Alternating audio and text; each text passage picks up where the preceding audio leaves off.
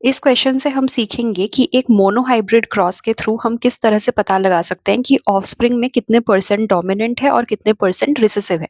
Question में हमें बोला है कि एक small T mates with capital T small T, और हमें पूछा है कि जो ऑफस्प्रिंग आएगी उसमें कितना परसेंट डोमिनेंट होगा और कितना परसेंट रिसेसिव होगा। ये एक प्रीवियस ईयर क्वेश्चन है, तो चलिए इसके थ्रू अपने कॉन्सेप्ट को क्लियर करते हैं। हमें क्वेश्चन में बोल दिया गया है कि एक पेरेंट का जीनोटाइप है स्मॉल टी और दूसरे पेरेंट का जीनोटाइप है कैपिटल टी स्मॉल टी। तो हम उसे उस तरह से लिख लेते हैं। एक पेरेंट का हमने लिख लिया स्मॉल टी और दूसरे पेरेंट का हमने लिख लिया कैपिटल टी स्मॉल टी। तो हमें पता है कि पेरेंट्स के सबसे पहले गैमेट सेपरेट होंगे। अब ये वाला जो पेरेंट है, ये स्मॉल टी वाला, इसके गैमेट्स क्या बनेंगे? स्मॉल टी और स्मॉल टी, क्योंकि इसके अलावा तो हमें यहाँ पर और कोई भी एलील देखने को नहीं मिल रहा है। अब ये जो दूसरा वाला पेरेंट है, इसके दो गैमेट्स बनेंगे, एक कैपिटल टी और एक स्मॉल टी।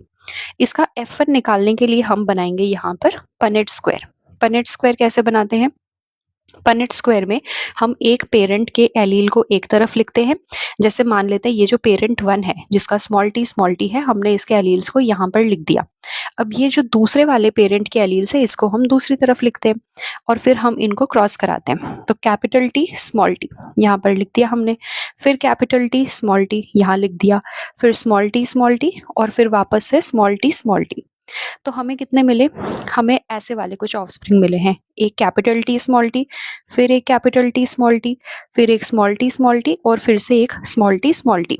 तो आउट ऑफ 4 हमें दिख रहे हैं कि 2 आउट ऑफ 4 हमारे हैं कैपिटल टी स्मॉल टी और 2 आउट ऑफ 4 हमारे हैं स्मॉल टी। अब हम जब इसको सॉल्व करेंगे, ये आएंगे हाफ और ये आएंगे हाफ। 2/4 को हम 1/2 भी लिख सकते हैं। अब क्योंकि ये कैपिटल टी की वजह से इसका जो फिनोटाइप है वो कैसा आएगा? टॉल आएगा। और यहाँ पर दोनों स्मॉल टी है तो ये हो जाएगा ड्वार्फ।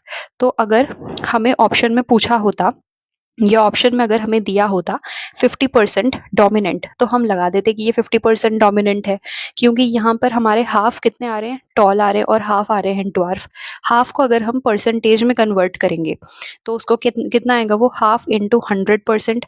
किसी भी चीज़ को अगर हम परसेंटेज में कन्वर्ट करते हैं तो हम उसे 100 से मल्टीप्लाई करते हैं। तो 1/2 इंटू 100 आ जाएगा 50%, यानी कि यहाँ पर आ जाएगा 50% टॉल और 50% आ जाएगा हमारा ड्वार्फ।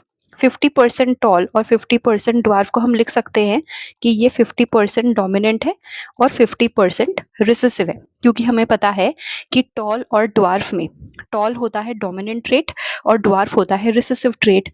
तो क्योंकि यहाँ ऑप्शन में 50% डोमिनेंट नहीं है और 50% रिसेसिव दिया है, तो ये सेकंड ऑप्शन हो जाएगा हमारा करेक्ट आंसर।